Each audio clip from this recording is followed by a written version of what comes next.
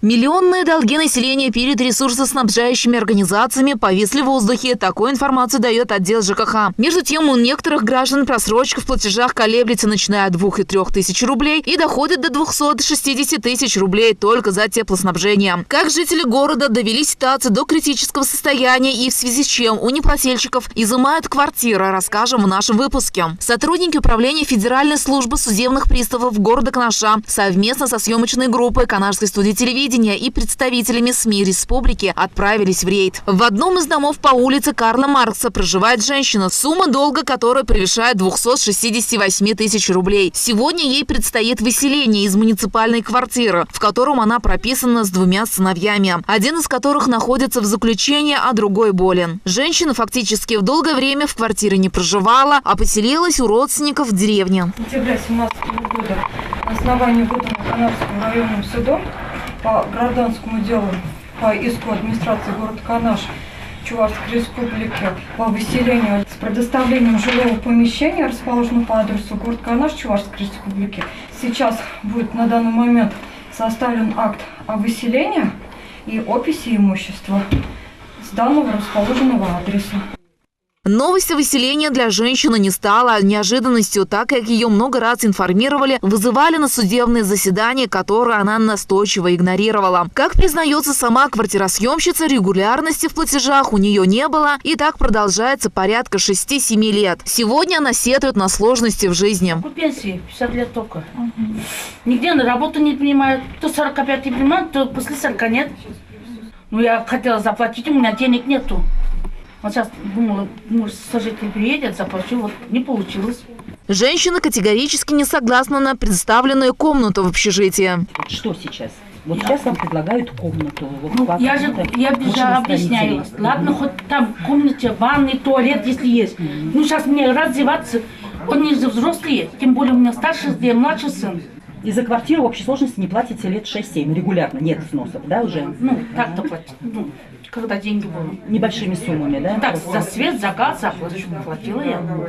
Как говорится, теперь уже поздно за голову хвататься. Судебные приставы, действуя согласно решению суда, опечатывают квартиры и ключи переходят к ответственному лицу. Был составлен акт о выселении, и данная гражданка по этому адресу уже не может воспользоваться.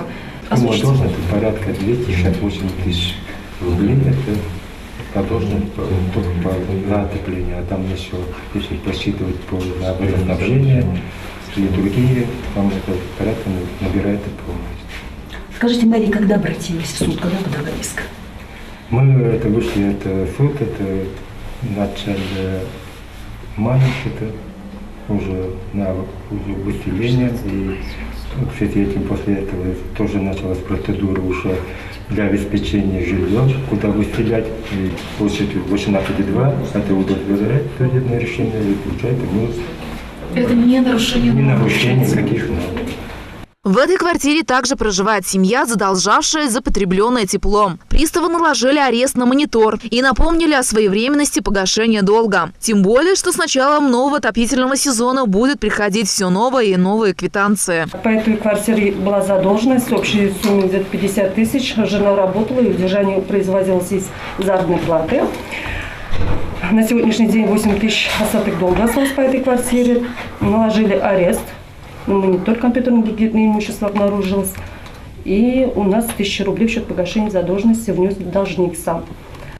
В одном из домов по улице Разина проживает молодая семья, сумма долга которых превышает 67 тысяч рублей. То есть мы сейчас зайдем, проверим имущественное положение, далее наложим арест на имущество, либо мы будем проводить реализацию имущества. Многодетная мама с маленьким ребенком на руках пока не имеет возможности выйти на работу, так как ребенок не ходит в детский сад, а заработка супруга и детских пособий катастрофически не хватает. Старшему ребенку постоянно нуждается в лечении в Чебоксарах. Постоянно ездим туда, много денег туда уходит. Муж получает копейки, работая в ЖКХ. что у нас мамы с папой у меня нету, чтобы помогать как-то чем-то. Как можем, так сейчас пока вот ремонт затеяли. Тоже нет возможности. Хотим, чтобы детей уют хотя бы был. А вот в комнате общежития по улице Фрунзе совершенно иная картина. В случае с хозяйкой жилого помещения возможность работать есть, но она ее долгое время не использовала. Так и накопила долг в сумме более 50 тысяч рублей. У вас задолженность за газ, тепло и электроэнергию. Скажите, пожалуйста, почему такая задолженность образовалась? Но у меня сначала не было возможности выплачивать.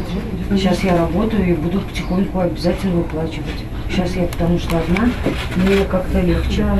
В этом помещении приставы наложили арест на телевизор, чтобы избавиться от образовавшейся задолженности. Женщине придется много трудиться. Тем более, что часть долга будет уходить на оплату алиментов 2 малолетних детей, которые на сегодняшний день проживают с родственниками. С начала нового отопительного сезона количество рейдов с участием приставов увеличивается, дабы сократить количество неплательщиков за услуги жилищно-коммунального хозяйства. Мы в этом году только возбудили свыше 2000 исполнительных производств.